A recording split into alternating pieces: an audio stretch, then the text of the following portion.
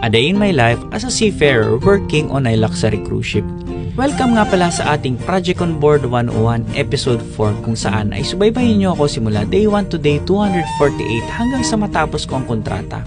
At this point of view, mararamdaman mo bigla ang pagpasalamat sa kung nasaan ang narating mo. Dahil ikaw ang gumagawa ng sarili mong future, ikaw din ang nagdidesisyon at ikaw ang gumagalaw. Sabi nga nila nasa Diyos ang awa, pero nasa tao ang gawa. Kaya kung puro hingi ka ng signs, puro ka pray, puro ka hiling, pero wala kang dedication at executions, wala din mangyayari sa lahat ng prayers mo. Kaya kailangan mong gumalaw, mag-isip, magplano, at mag-execute. Hindi lahat ng bagay madaling makuha. Pinaglalaanan ito ng time and effort, sacrifices, literal na dugot pawis. Syempre, wag mong iiwanan ng knowledge dahil palagi mong tatandaan na mga may alam. After mo makapagpahinga, merong voucher na ibibigay ang company, free dinner and free breakfast. At dahil lunchtime pa lang, gusto ko mag-explore sa labas. Kaya tara, tawid lang tayo sa kabila. Meron ditong parang 7-Eleven sa atin at ang pangalan ay Wawa. At tamang kwentuhan habang tinatanong namin ang mga highway. Nakakatuwa nga dahil yung mga Mustang dito, parang normal na sasakyan lang na parang Honda Civic sa atin. After lunch, sulitin natin ang bakasyon bago sumabak sa barko. Swimming muna para ma-relax ang isip. Minsan swerte na kapag may pulang accommodation at minsan naman ay tabing dagat. Kaya kung gusto mong marating to at isa ka sa nakakapanood nito, ngayon pa lang ay huminga ka na ng malalim at sabihin mo sa sarili mo